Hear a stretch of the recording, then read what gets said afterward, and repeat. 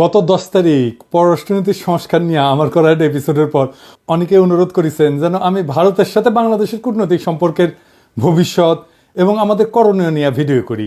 আপনারা জানেন আমার গুরু খলিল ভাই, উনিও আমাকে ইমেলে তার যে মতামত জানাইছেন সেইখানেও তিনি বলছিলেন যে ভারতের সাথে কূটনৈতিক সম্পর্ক নিয়ে আমি সেইখানে কথা বলি নাই আগের এপিসোডে।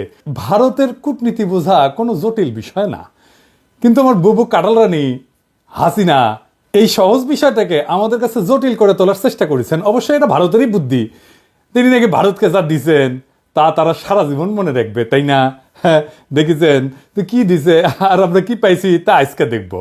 এই ভিডিওটা শুধু আমাদের সরকারের জন্য না, কূটনীতিকদের জন্য না, বরং কৃষক, ছাত্র, জনতা সহ বাংলাদেশের সকল নাগরিকের জন্য গুরুত্বপূর্ণ। কেন? কারণ আমাদের একমাত্র শত্রু হইল ভারত। জি না, আমরা একা তাকে শত্রু জ্ঞান করি না, তারাও আমাদের শত্রু বলেই মনে করে। এই শত্রু খেলা তারাই শুরু করেছে, আমরা শুরু করি নাই। এটা আমার অনুমান না, আজকে প্রমাণ করব এবং সবাইরে জানাবো প্রমাণ সহকারে। না হইলে বিপ্লবকে ব্যর্থ করার যেসব চেষ্টা ভারত করবে তা মোকাবেলা করা আমাদের দিয়ে সম্ভব হবে না। গত 16 বছর হাসিনা যেভাবে আমাদের সরকারের সব দপ্তরে ভারতের স্থানীয় দালালদের ঢুকাইতেছে, তাতে আমাদের জন্য নতুন করে সব ঢেলে সাজানো ছাড়া কোনো গতি নাই। যাই হোক, অনেক কথা আছে, তাই চলেন প্রথমেই দেখে নিই ভারতের কূটনীতিক দর্শন কি বলে। তারা কিভাবে আমাদের দেশটাকে দেখে, তারা কিভাবে কূটনীতিকে দেখে, কূটনীতি তাদের কাছে কি। ভারতের কূটনীতিতে চাণক্য, কৌটিল্যকে তাদের মন্ত্রগুরু বলে মনে করে। এই কৌটিল্য হলো খ্রিস্টপূর্ব 300 শতাব্দীর দিকে ভারতবর্ষের রাজা চন্দ্রগুপ্ত মৌর্যের প্রধানমন্ত্রী। তিনি রাষ্ট্র পরিচালনার উপর একটা বই লিখেছিলেন, অর্থশাস্ত্র নামে। এই বইটা প্রায় দ্বাদশ শতাব্দী পর্যন্ত প্রাচীন ভারতে ব্যবহার করা হইতো। তবে ভারতে মুসলিম সাম্রাজ্যের বিস্তারের পর থেকে এই বইটা কেউ আর খুঁজে পাই নাই। মুসলমান শাসনকর্তারা ভারতের প্রাচীন ফিলোসফিকে জয় বাংলা করে দিছিল। যাই হোক, পরে 1905 সালে আবার সবার অজানা এই মাস্টারপিস ভারতের একজন কৃষক উদ্ধার করছিল এবং একজন সাধারণ ব্রিটিশ সেই বইটা ভারতে সংরক্ষণ করার ব্যবস্থা করে। আর বর্তমানে এই অর্থশাস্ত্র, কৌটিল্যের অর্থশাস্ত্র ভারতের প্রধানমন্ত্রী মোদী, পররাষ্ট্রমন্ত্রী জয়শঙ্কর থেকে শুরু করে অনেক নতুন পুরানো নেতার রাজনৈতিক আদর্শে পরিণত হয়েছে। ভারত আবার কৌটিল্য ইকোনমিক কনক্লেভ করার মাধ্যমে এই দর্শন সবার কাছে খাওয়াইতে চায়, দেখাতে চায় এটা আমাদের অরিজিনাল জিনিস, বুঝছাও। এটা ইন্টারেস্টিং গল্প বলি এই কৌটিল্য প্রসঙ্গে। চন্দ্রগুপ্ত মৌর্যকে কৌটিল্য মানে তার প্রাইম মিনিস্টার সামান্য পরিমাণে খাবারের সাথে একটু একটু করে আর্সেনিক মিশাই দিত, মানে সে বিষ যেটাকে বলে। কেন? উদ্দেশ্য ছিল যে একটু একটু করে বিষ খাওয়াইলে তার শরীরে বিষের বিরুদ্ধে একটা প্রতিরোধ ক্ষমতা গড়ে উঠবে, যাতে শত্রুরা তাকে বিষ প্রয়োগে হত্যা করতে না পারে। এটা কিন্তু খুব সাইন্টিফিক, কারণ আধুনিক চিকিৎসা বিজ্ঞানও মিথ্রিডাটিজম বলে একটা শব্দ আছে। এর মাধ্যমে অল্প অল্প মাত্রার বিষ গ্রহণ কইরা বিষের প্রতি প্রতিরোধ ক্ষমতা গড়ে তোলা সম্ভব। ঠিক যেভাবে অ্যান্টিবায়োটিক রেজিস্ট্যান্স হয় না ব্যাকটেরিয়ার, জীবাণুর, ওই রকম আর কি উঙ্কা। তো কথিত আছে যে একবার চন্দ্রগুপ্ত মৌর্যের রানী দুর্ঘটনাক্রমে ওই খাবারটা একটু খেয়ে ফেলে, আর্সেনিকযুক্ত খাবার। রানী তখন সন্তান সম্ভবা ছিলেন, তো বিষের প্রভাব থেকে তার অনাগত সন্তানকে বাঁচানোর জন্য রানীর পেট চিরা কৌটিল্য শিশুকে বাইর করছিল। এটাই হইতেছে ইতিহাসের প্রথম সিজারিয়ান সেকশন, বুঝাও। এই ছেলের নাম হইতেছে বিন্দুসার। বিম্বিসার না আবার কলে বিন্দুসার। বিন্দুসারের ছেলে হইতেছে সম্রাট অশোক। বুঝা গেছে? জীবনানন্দের বর্ণনা সেন যখন পড়ি না, উটি লেখা আছে না, বিম্বিসার অশোকের ধূসর জগতে সেখানে ছিলাম আমি। এই বিম্বিসার অশোক বইলা একটা ধাঁধা লাগাই দেন কিন্তু জীবনানন্দ। বিন্দুসার অশোক হইলে পিতা পুত্র হইতো, তাই না? এটা না কইরা একটা টুইস্ট দিছে বিম্বিসার কইয়া। এখানে এসে মনে হয় আসলে কি ঠিক পড়তেছি না ভুল পড়িচ্ছি না, তো সেই সময়টা ধূসর হয়ে যাওয়ার জন্য এরকম হয়েছে নাকি, বুঝাও। কি সুন্দর, এটা কাব্যিক একটা মোহের মধ্যে ফেলা দেয়, বুঝেছেন? জীবনানন্দের এটা কালে মুন্সিয়ানা। তো আমার কাছে ওই যে পাখির নীরের মতো চোখ তুলে নাটোরের বনলতা সেন এই লাইনের চাইতে ওই যে বিম্বিসার অশোকের ধূসর জগতে এই লাইনটা আরো বেশি কাব্যিক বলে মনে হয়। যাই হোক, কাব্যবাদ দিই, হ্যাঁ, আসল আলাপে আসি। কেন কৌটিল্যের অর্থশাস্ত্র সম্পর্কে আমাদের জানা এবং বোঝা জরুরি।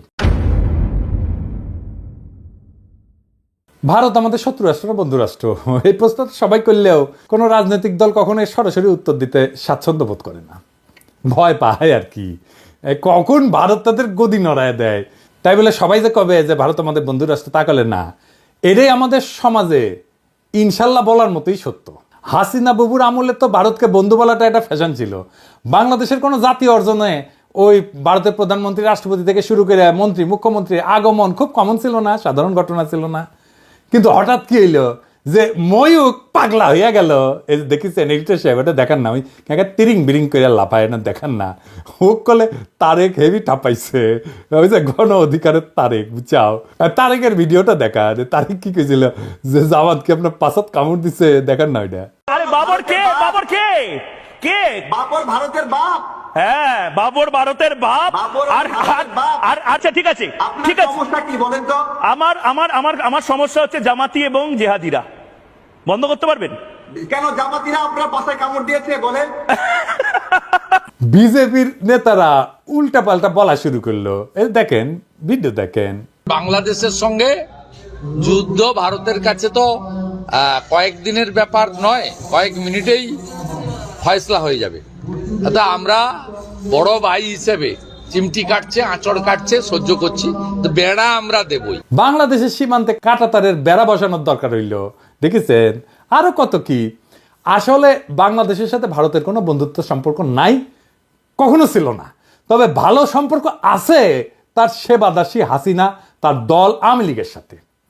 আমাদের পররাষ্ট্র মন্ত্রণালয়ে যারা ভারতে কাজ করেছেন তারা সবাই জানেন যে ভারত আমাদের কতটা নিচু চোখে দেখে। যারা ঘুরতে গেছেন, চিকিৎসা নিতে গেছেন, তারা জানেন যে মুম্বাইতে তো বাংলাদেশের পাসপোর্টধারীদের তারা হোটেলে বুকিং পর্যন্ত দেয় না, দেখেছেন? হাসিনার আমলেও ভারত শুধু আমাদের থেকে সুবিধাই নিছে, কিচ্ছু দেয় নাই। ট্রানজিট নিছে, চট্টগ্রাম পোর্ট দিয়া মালামাল পরিবহনের অনুমতি নিছে, বাংলাদেশকে ভারতের মনোপলিতে পরিণত করেছে, আমাদের সরকারি প্রতিষ্ঠানগুলোকে শেষ করে দিছে। বিনিময়ে আমরা কি ওই মুজিবের আমলে স্বাক্ষর করা ফারাক্কার ন্যায্য পানির হিস্সা পাইছি? পাই নাই। আমরা কি হাসিনার আমলে তিস্তা চুক্তি দিয়া পানির ন্যায্য হিস্সা পাইছি? পাই নাই। তার কারণ কি? কারণটা হইতেছে কৌটিল্যের একটা থিওরি আছে, mandala theory. Mandala Nelson Mandela না, মান্ডালা মন্ডো থিওরি আর কি। তার মানে কোন রাজার পাশের রাজ্য তার বন্ধু না, পাশের রাজ্য হইল তার বন্ধু, বুঝছা? হাও চলেন একবার ম্যাপ দেখে আসি। ভারতের আশেপাশে যত রাষ্ট্র আছে তার মধ্যে একমাত্র বাংলাদেশের সাথে তার কথিত বন্ধুত্ব ছিল, মানে একমাত্র সেবাদেশী হাসিনার মাধ্যমে সে বন্ধুত্ব ছিল।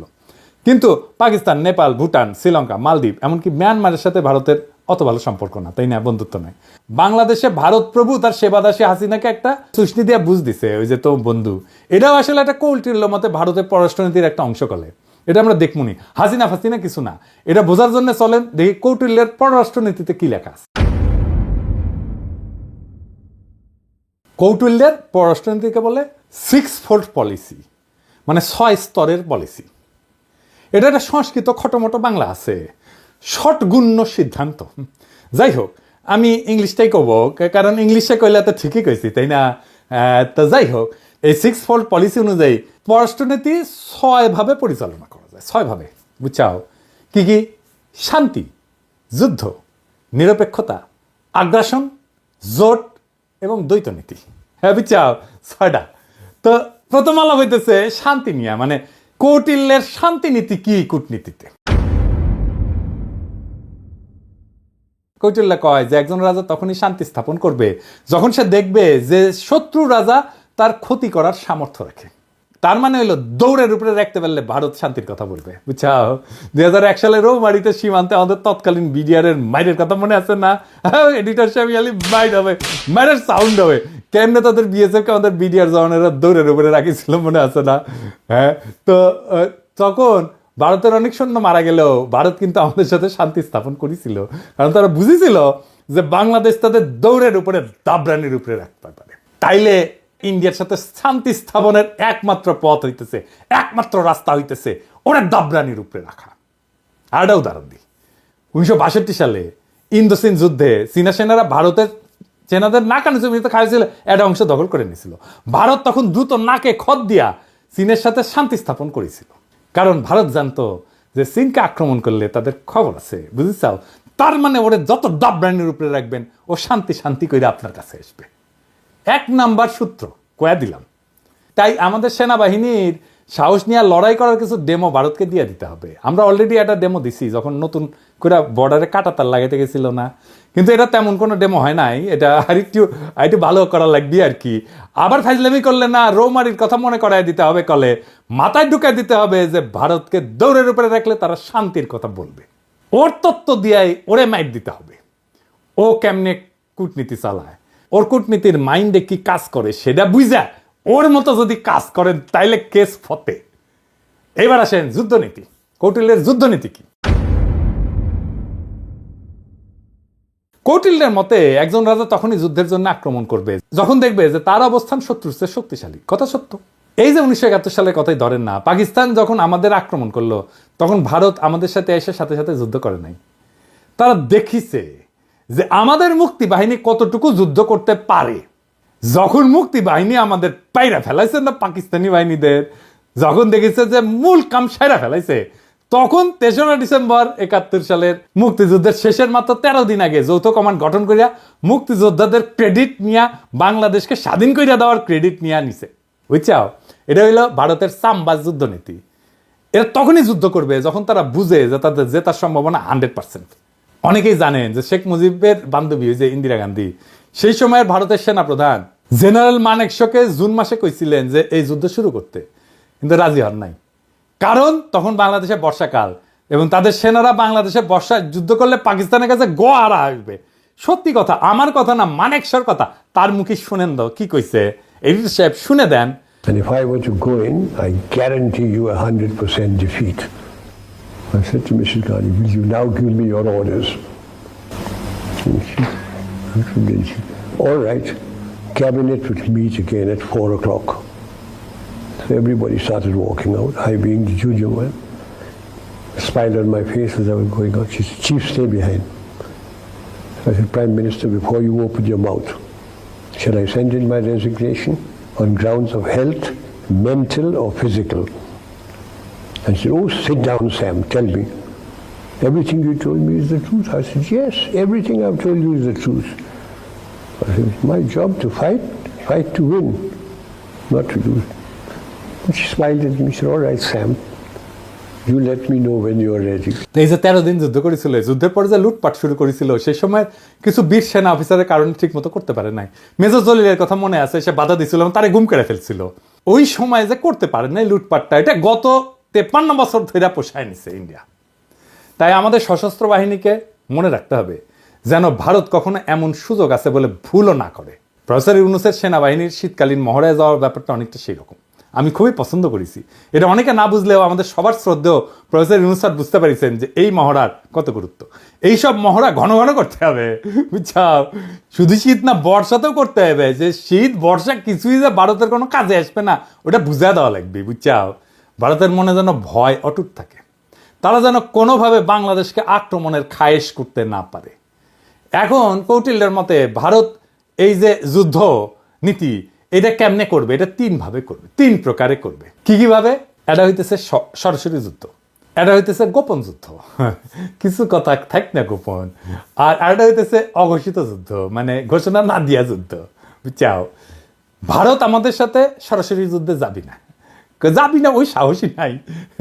ওই যে বুঝিছে না, এখানকার পোলা পাইন এবং বন্দুকের সামনে বুক পাইতা দেয়, তারপরে নড়ে না। তো এর সাথে যুদ্ধ করা যায়। তারা কি কি যুদ্ধ করবে? গোপন এবং অঘোষিত যুদ্ধ তারা সবসময় করে আসতেছে এবং এটা করে আসবে। চলেন দেখি সেটা কিভাবে করবে। গোপন যুদ্ধ হইল সেটা সেই পন্থা যেটা দ্বারা ভারত আমাদের একদিকে আক্রমণের আশঙ্কা তৈরি করবে আর আমাদের সেনাদের সেই দিকে ব্যস্ত রাখবে, কিন্তু ভারত আমাদের আক্রমণ বা ক্ষতি করবে অন্য দিক থেকে, বুঝছাও? মাথায় ঢুকে নাই, তাই না? ধরেন আমাদের দক্ষিণে তো আরাকান রাজ্য, একটা নতুন রাখাইন দেশ হওয়ার সম্ভাবনা আছে, তাই না? ভারত রাখাইন দেশকে দিয়া বাংলাদেশের নাপ নদী সংলগ্ন বর্ডারে উত্তেজনা তৈরি করবে, আর আমরা যখন ওই দিকে সামলাইতে ব্যস্ত হয়ে যাব তখন উত্তরবঙ্গ বা অন্য কোনো বর্ডার দিয়া সে আক্রমণ করার চেষ্টা করবে। এটা বুঝতে ভারতের ওই হকার সাংবাদিক ময়ূক রঞ্জনের একটা ভিডিও দেখি, চলেন। সে কইতেছে যে বাংলাদেশের চিকেন নেক নিয়ে নিলে ভারত ফেনী দখল করিয়া চট্টগ্রামকে আলাদা করে দিবে। শুনেন। এটিকে বলা হয় বাংলাদেশের চিকেন স্নেক। বাংলাদেশের এই চিকেন স্নেক অবরুদ্ধ করতে ভারতের সময় লাগবে 5 মিনিট। বাংলাদেশের চিকেন স্নেক এটা যদি কাট অফ করে দেওয়া হয় তাহলে গোটা বাংলাদেশের ভূখণ্ডের সাথে চট্টগ্রামের কোনো সম্পর্ক থাকবে না। এই ফেনীটা যদি কোনোভাবে কাট অফ হয়ে যায় বা দখল হয়ে যায় বা অবরুদ্ধ হয়ে যায়, গোটা বাংলাদেশের এত বড়, এত জেলা সহ যে বাংলাদেশ, সেই বাংলাদেশ থেকে কাট অফ হয়ে যাবে চট্টগ্রাম। এবার এটা মৌলবাদীদের কি করে লোকে বোঝাবে? অর্থাৎ ভারত আমাদের চট্টগ্রামের ভয় দেখাতেছে যেন আমরা এদিক নিয়ে ব্যস্ত হইয়া যাই আর ভারত আমাদের অন্যদিকে দেয়, বুঝছাও? কিন্তু সেই প্ল্যান তো আজকে ফাঁস করে দিলাম, তাই না? এবার চলেন অঘোষিত যুদ্ধ কেমনে ভারত করবে। এইটা আসলে ভারতের সবচেয়ে পছন্দের যুদ্ধ, বুঝছাও? এই যুদ্ধে তারা তাদের সরকারি এজেন্ট, ধর্মীয় এজেন্টদের ব্যবহার করবে।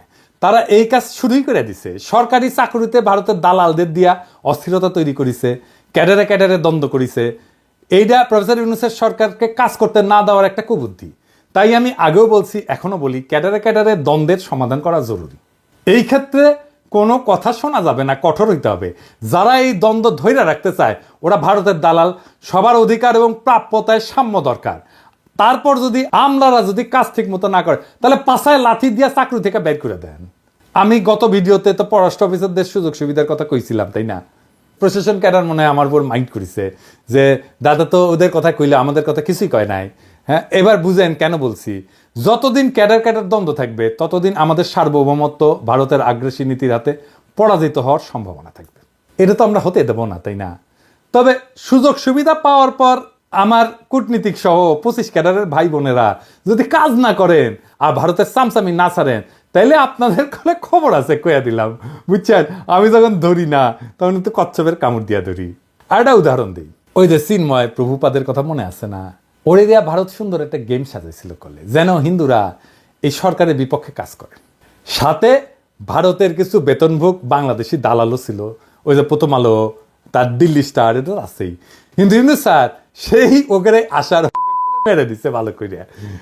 একইভাবে দিল্লির সাতপন্থীদের দিয়া ধর্মপ্রাণ মুসলমান তাবলিগের সদস্যের মধ্যে মারামারি সৃষ্টি করছেন, সেটাও আমরা সামলাইছি করলে। এইরকম আরো আসবে, কিন্তু এখন আর লাভ হবে না, কারণ সবাই বুঝে গেছে যে ভারত কিভাবে এই কাজটা করে বা করবে। এইটা ভারতের অনেক প্রিয় মেথড, কিন্তু প্রিয় পদ্ধতি। ভারত আগেও তাই করেছে। 1975 সালে শেখ মুজিব জয় বাংলা করে দেওয়ার পরে ভারত আমাদের পার্বত্য চট্টগ্রাম এলাকায় শান্তি বাহিনীকে ফান্ড করেছিল, ট্রেনিং দিছে, তারপরে অশান্তি সৃষ্টি করেছে। আরে হারামজাদা কাদের সিদ্দিকী ওরে আশ্রয় দিচ্ছে, আদের সিদ্দিকী তার বাহিনী নিয়ে বাংলাদেশের ভিতরে আসে আক্রমণ করিত, এবং কাদের সিদ্দিকীর বাহিনীর সাথে আমাদের সেনাবাহিনীর যুদ্ধ হইতো। কিন্তু অনেকে গলে বীরুত্তম খেতাবও পাইছে, এবং আমাদের অনেক অফিসার মারা গেছে, সৈনিক মারা গেছে। আর এই হারামজাদা রাজনীতি করিচ্ছে, ওর তো এখন জেলে থাকা উচিত।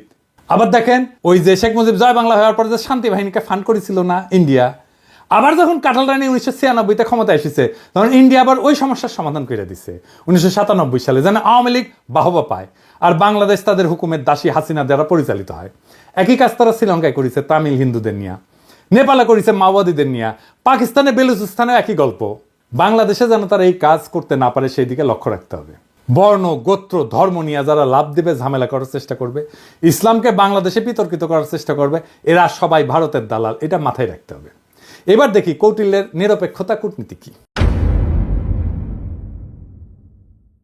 কৌটিল্য কাছে যদি কোনো রাজা মনে করে যে তার শত্রু রাষ্ট্রের ক্ষমতা তার সমান এবং এই ক্ষমতার সাম্য তাদের পারস্পরিক ক্ষতি হইতে বিরত রাখে, তবে রাজা সেই রাজ্যের প্রতি নিরপেক্ষ থাকে। মজার কথা মানে হইল, ভারত যদি মনে করে বাংলাদেশ তাদেরকে জয় বাংলা করে দিতে পারে যে কোনো সময়, তাইলে ভারত আমাদের সাথে নিরপেক্ষ আচরণ করার সিদ্ধান্ত নেবে। এই ধরেন 5ই আগস্টের পর আমরা যখন ইলিশ দেওয়া বন্ধ করেছিলাম তখন ভারতের বাহাদুরি কিন্তু শেষ হয়ে গেছিল। তো ওরা তখন আমাদেরকে তেল দিয়া, কালারানির প্রতি প্রেম কিছুটা বিসর্জন দিয়া আমাদের থেকে ইলিশ নিছে, আমরা দিছি।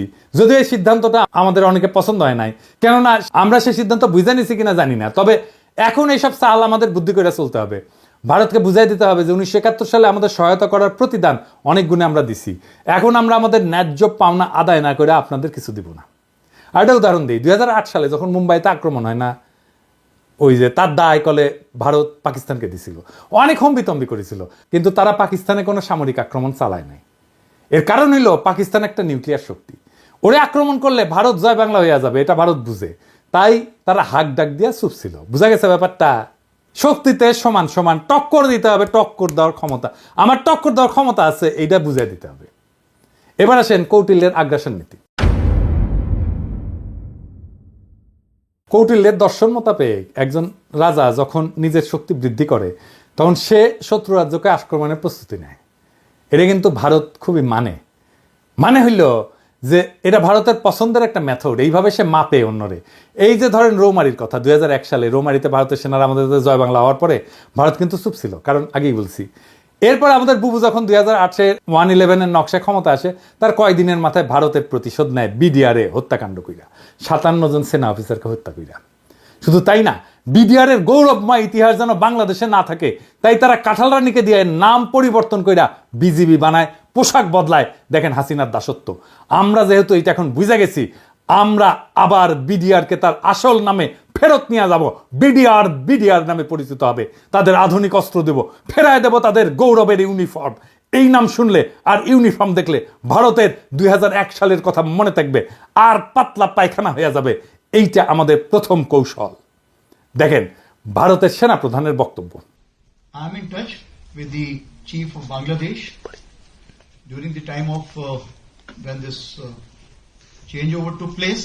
I was in constant touch with him, and even thereafter, in November 24, we had a video conference also. As far as the military cooperation is concerned, is again going up in the same way. Our officers have moved there for the NDC also. There is no let up on that side. The only thing is, as far as the joint exercise which is carried out, because of the situation as of now, that we have postponed for some time, and as and when the situation improves, that exercise will also go on. When we talk about the relationship we should talk about when there is an elected government. So as of now, the relationship is with the military is well and perfect. 5ই আগস্টের পর 5 মাস হয়ে গেল ভারত তার কোনো মন্ত্রী বা সংস্থা প্রধান কখনো এই ধরনের কথা বলে নাই। আমি আমার আগের ভিডিওতে বলছিলাম যে ভারতের প্ল্যান মোতাবেক সব চলতেছে, এবং এই প্ল্যান মোতাবেক চালাইতেছে ভারতের আরেক সেবাদাস ওয়াকার। আমার কথা অনেকেই বিশ্বাস করেন নাই, অনেকেই আমাকে কইছেন ওয়াকার একটা বিপ্লবের শক্তি। এখন দেখেছেন তো, এখন দেখেন ভারতের সেনা প্রধান বলে তার সাথে নাকি অন্তর্বর্তীকালীন সরকার গঠনের পুরা সময় জেনারেল ওয়াকারের সাথে যোগাযোগ ছিল। অর্থাৎ ওয়াকার সাহেব যখন রাজনৈতিক নেতাদের নিয়ে অন্তর্বর্তীকালীন সরকার গঠনের চেষ্টা করতেছিলেন, তখন তিনি নিয়মিত ভারতের সেনা প্রধানের সাথে যোগাযোগ রাখতেছিলেন। রাষ্ট্রদ্রোহী কাজ করছেন তিনি। ওয়াকার সাহেব হয় আপনি বিপ্লবের স্পিরিট ধরতে পারেন নাই এবং হাসিনার আমলের অভ্যাস 2 দিনে ছাড়তে পারেন নাই, অথবা আপনাকে ভারতের সেনাপ্রধান ফাঁসাইয়া দিছে যাতে বাংলাদেশের সেনাবাহিনীর সর্বোচ্চ নেতৃত্ব বিপ্লবের বিপক্ষে কাজ করতেছে, এইটা জনমনে ছড়ায় দেওয়া যায়। এইটা বাংলাদেশকে এবং বাংলাদেশের মানুষের মনোবল ধ্বংস করার চেষ্টা। এভাবেই গত 5 মাস ভারত নিজেদের কৌশল ঠিক করেছে এবং বাংলাদেশের সকল মানুষকে এটা বোঝানোর চেষ্টা করতেছে যে ভারত এখনো আমাদের প্রভু। এবং এইটা বোঝানোর জন্য তাদের প্রথম টার্গেট আমাদের হাসিনা বাবুর ফুফাতো বোনের জামাই সেনাপ্রধান ওয়াকার সাহেব। আমি অবাক হই যে সমস্ত সেনা সদর বা আন্তঃবাহিনী জনসংযোগ পরিদপ্তর এই নিয়ে কোনো কথা বলেন নাই, আর ভারতের দালাল বাঙ্গুয়েলিটেরা বৈশাখী নিজেদের দেখতেছে আর নিজেদের হারানো প্রভাব পুনরুদ্ধারের স্বপ্ন দেখতেছে। প্রথম আলো গং এখন এইগুলা নিয়ে পুরা গল্প বানাবে ফায়াজ করিমের মতো। এইসব বাংলাদেশ বিরোধী ভারতীয় এজেন্টদের যেখানে দেখবেন সেখানেই এদেরকে জয় বাংলা কইরা দিতে হবে। এখন দেখেছেন তো জেনারেলদের বাসায় হাসিনার লোক, আওয়ামী লীগের লোকেরা লুকে আছে, দেখেছেন? ফ্ল্যাট মালিক কে? ফ্ল্যাট মালিক হচ্ছে মাহবুব সামর চৌধুরী, মেজর জেনারেল। জি। উনি এখন বর্তমানে কোথায় আছে? উনি এসএসএফ আছে। এসএসএফ আছে, ডিজি। জি।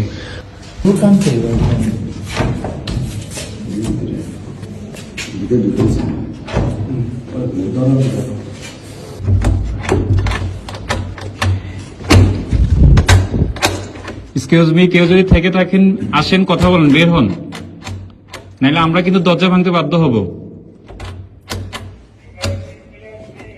আপনারা যদি ভিতরে কেউ থেকে থাকেন একটু কাইন্ডলি একটু কোঅপারেট করে বের হন, নাইলে আমরা কিন্তু দরজা ভাঙতে ইয়া করব।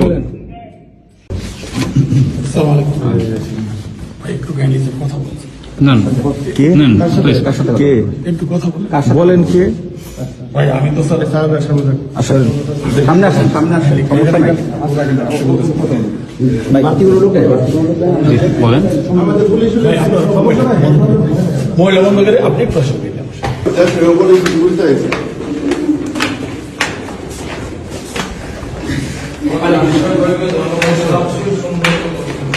তো এখন কি করা লাগবে আমাদের এই সেনাবাহিনী নিয়ে? এর মধ্যে আমাদের সামরিক সক্ষমতা এমনভাবে উন্নীত করতে হবে যেন ভারত আমাদের ভয় পায়। ভারতের সামরিক শক্তি আমরা জানি, সেটা ওয়াকার সাহেবও জানেন। সামরিক বিষয় তাই এখানে বলতে চাই না, আমার সাথে যোগাযোগ করলে পরামর্শ দিয়ে দিব। তবে এটা বলতে পারি, আমাদের সশস্ত্র বাহিনীকে নতুন নতুন আধুনিক যুদ্ধ বিমান, ট্যাঙ্ক, যুদ্ধ সরঞ্জাম কিনতে হবে। মাঝে মাঝে সে সমস্ত মাল দিয়া একটু প্রশিক্ষণ করে তো ফুটেতে টুটেতে হবে আর কি, বুঝছাও। আর বলিছি এটা সাইবার ব্রিগেড করতে হবে আমাদের শক্তিশালী, তাইলে আমাদের পাতলা পায়খানা চলতে থাকবে। ভারত কিন্তু ফ্রান্স থেকে রাফেল কিনেছে, রাশিয়া থেকে কিনেছে সুখয় যুদ্ধ বিমান। আমাদের তো রাশিয়া আর ফ্রান্সের সাথে সম্পর্ক ভালো, যুক্তরাষ্ট্রের সাথেও ভালো, তুরস্কও আছে। ভারত এতদিন আমাদের আধুনিক যুদ্ধ সরঞ্জাম কেনার ব্যাপারে ভেটো দিয়ে আসছে করলে, এখন বুঝতে পারছেন তো কেন তারা ভেটো দেয়?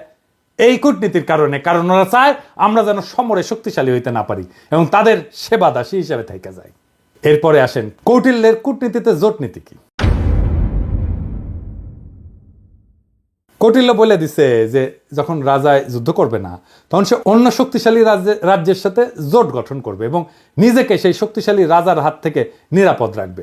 ভারত কিন্তু এই কামটাও ঠিক মতো করে, মানে কৌটিল্যকে মাইনে চলে আর কি। এই যেমন ধরেন ভারতের সামরিক সহযোগিতার সম্পর্ক আছে রাশিয়া, ইসরায়েল আর যুক্তরাষ্ট্রের সাথে। এই তিন দেশ চাইলে যে কোনো সময় ভারতকে জয় বাংলা করে দিতে পারে। আবার লক্ষ্য করলে দেখবেন যে এই তিন দেশের সাথে যাদের শত্রুতা, ভারত কিন্তু তাদেরকে শত্রু মনে করে। এই তিন দেশের কমন শত্রু হইল মুসলিম দেশগুলা। ভারত এদের সাথে সন্ধি করার মানে হইল ভারত এদের সাথে মিলা মুসলিম বিরোধী শক্তি গঠন করতে চায়। ভারত এইসব দেশ থেকে সমরাস্ত্র কেনে, এদের সাথে মিলিটারি তথ্য আদান প্রদান করে।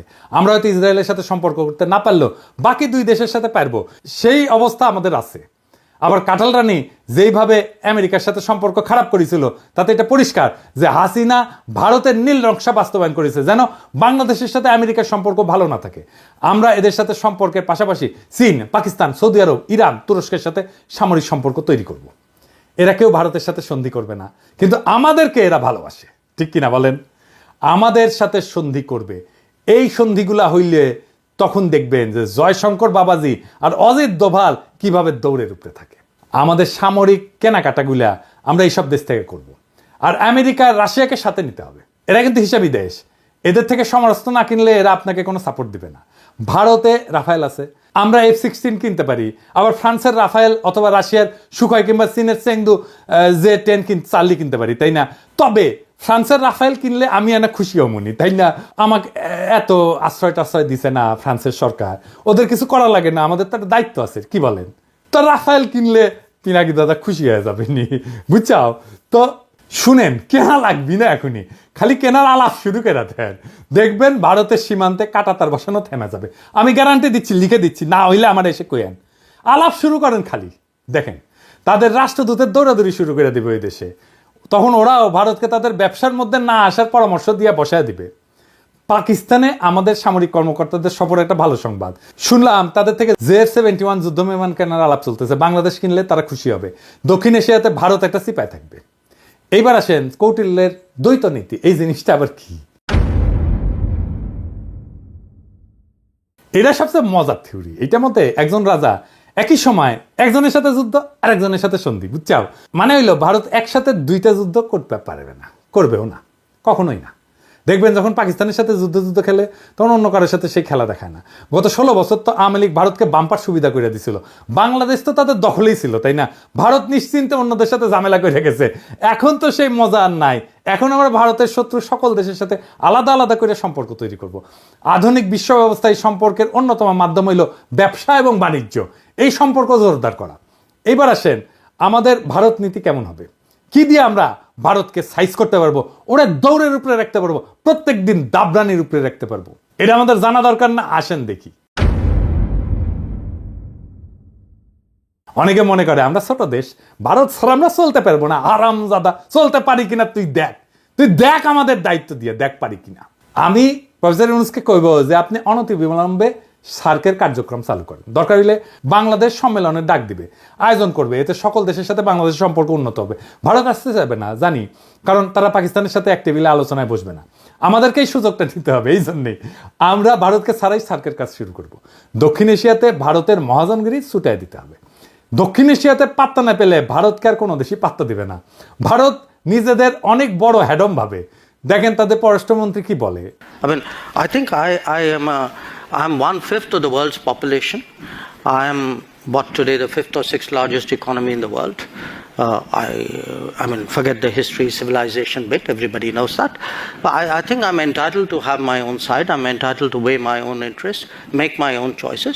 And my choices will not be cynical and transactional, but they will be a balance of my values and my interests. There is no country in the world which disregards its interests. SAARC চালু হইলে দেখবেন ভারতের পায়জামা ঢিলা হয়ে গেছে, ওর ফিতা খুঁজে পাচ্ছে না। সাথে আমরা অবজারভার হিসেবে নিব চীন, রাখাইন, এইসব দেশকে, তারা খুশি হবে। আফগানিস্তানকে নিব, রোহিঙ্গা সমস্যার সমাধানে নতুন গতি আসবে। আর ইন্ডিয়াকে আমরা বাস দিতেই থাকবো। আগে কইছিলাম যে ভারত তার কোনো প্রতিবেশী দেশকে বন্ধু মনে করে না। আমরা ভারতকে বন্ধু মনে করার কোনো ঠেকা নেই আছে, ওরাই তো মনে করে না। আমাদের ভুলে গেলে চলবে না যে আমরা 18 কোটি মানুষের একটা বাজার, পৃথিবীর 8ম বৃহত্তম বাজার, আমাদের ক্রয় ক্ষমতা বিশ্বে 25তম। আমাদের এইখানে সবাই তার পণ্যের বাজার করতে চাইবে, সবাই। আওয়ামী লীগ বাংলাদেশকে ভারতের একক বাজারে পরিণত করছিল। বিগত 5 বছরে, বিশেষ করে কোভিডের পর ভারত থেকে আমাদের আমদানি কতটা বাড়িছে দেখেছেন? দেখেন, শুধু 2022 সালে ভারত থেকে বাংলাদেশ আমদানি করেছিল $14 বিলিয়ন, আর যেখানে বাংলাদেশ থেকে ভারত আমদানি করেছিল মাত্র $2 বিলিয়ন। মানে হইল হাসিনা বাংলাদেশের টাকায় ভারতের কোভিড থেকে হওয়া ক্ষয়ক্ষতি মিটানোর ঠিকানি ছিল। না হলে ভারতের এত দুঃখ কারণ দেখি না। ভারতের সাথে আমাদের ব্যালেন্স অফ ট্রেড হবে সমান সমান, লাগলে আমাদের পক্ষে বেশি হবে, কারণ ভারতের জনগোষ্ঠী আমাদের 10 গুণ। আমরা যা ভারত থেকে কিনবো, ভারতের আমাদের 10 গুণ কিনতে হবে আমাদের কাছ থেকে। ভারত আমাদের থেকে সমান সমান আমদানি না করলে আমরা ভারত থেকে পণ্য আমদানি বন্ধ রাখবো। ভারত থেকে আমরা সবচেয়ে বেশি আমদানি করি তেল, তুলা, পশুখাদ্য, মোটরযান ইত্যাদি। এইগুলো আমাদের নিকটবর্তী দেশগুলো থেকে সহজে আমদানি করা সম্ভব। আমরা এই সেক্টরগুলোতে চোখ রাখবো, আর এই সেক্টরগুলোতে ভারত থেকে আমদানি বন্ধ না করা হইলে আমরা দরকার হলে রাস্তায় নামবো, আবার সংগ্রাম করব। মেসেজ ক্লিয়ার, ভারতের একচেটিয়া আমদানি বাদ। লাগলে চীন থেকে আমদানি হবে, লাগলে রাশিয়া থেকে আমদানি হবে, ওদের সাথেও ব্যালেন্স অফ ট্রেডের অবস্থা ভালো না। তবে ভারতের শত্রু আমাদের বন্ধু হইতেই পারে, আর আমাদের সাথে ফাজলামি করলে আমরা চীনকে দিয়ে ভারতের কান চুলকাইতে পারবো। তখন ভারত বুঝবে যে কৌটিল্য আমরাও বুঝে গেছি, বুঝছাও। আর বুঝেছেন তো, আমি তো কইছিলাম যে রাশিয়া থেকে ট্রাক কেনা লাগবে। এই যে দেখেছেন না ট্রাক কত সুন্দর, দেখেছেন?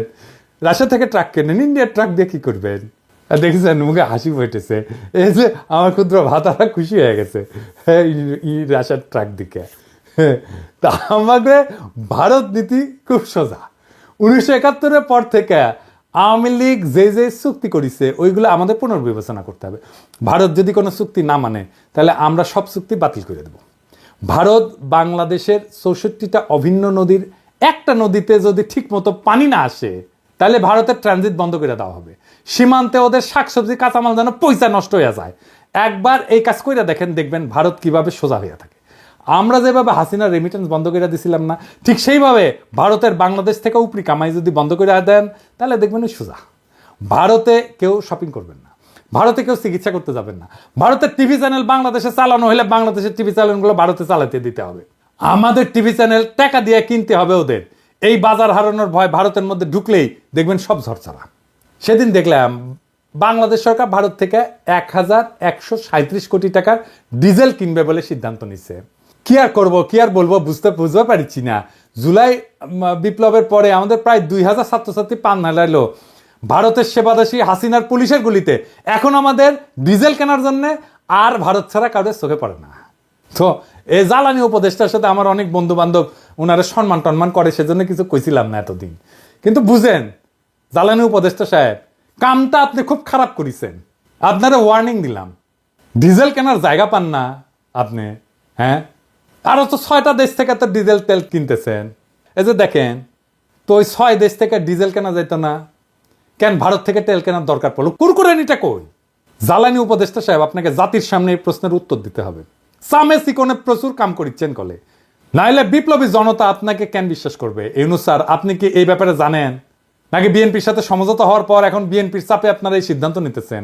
নিলে জানান, আমরা তো আছি।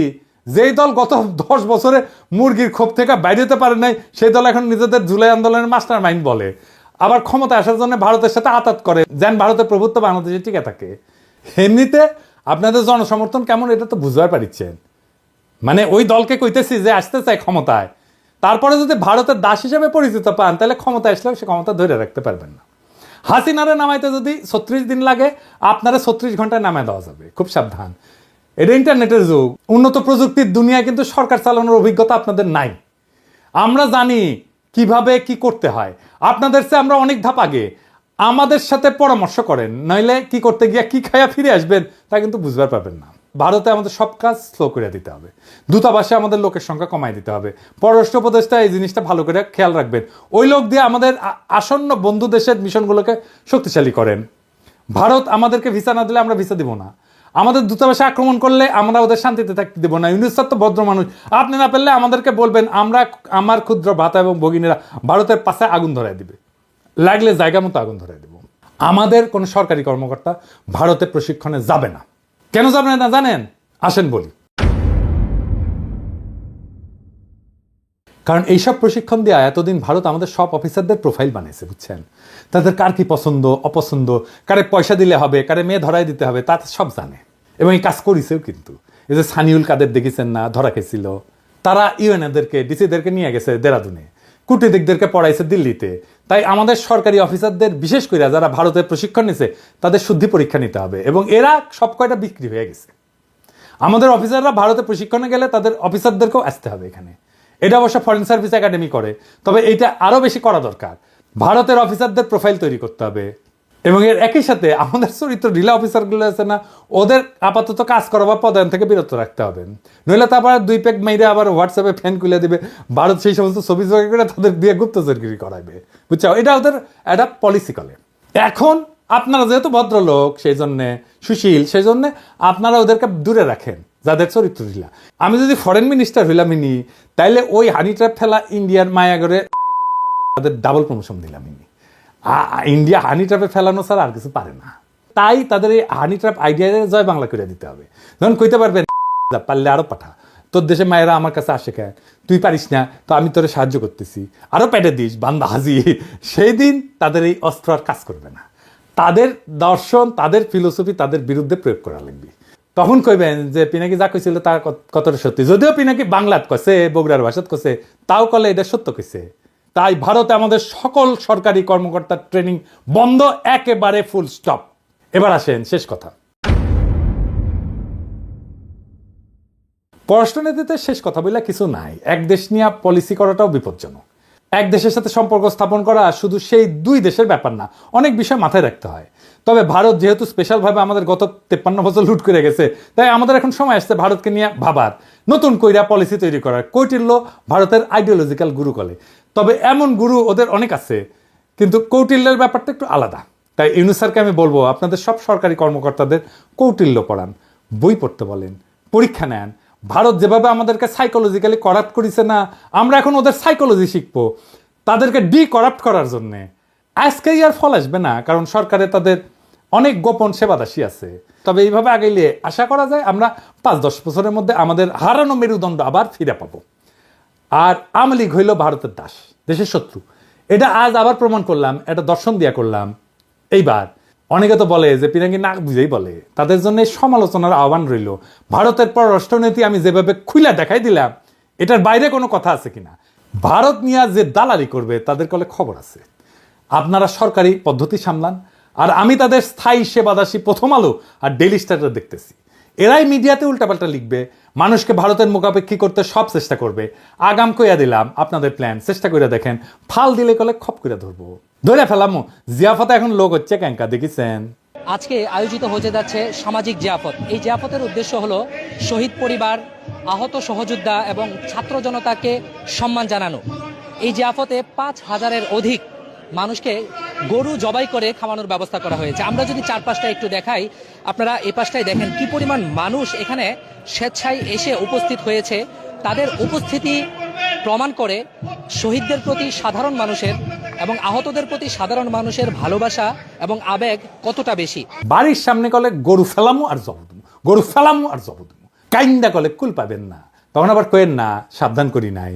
ইনকিলাব জিন্দাবাদ।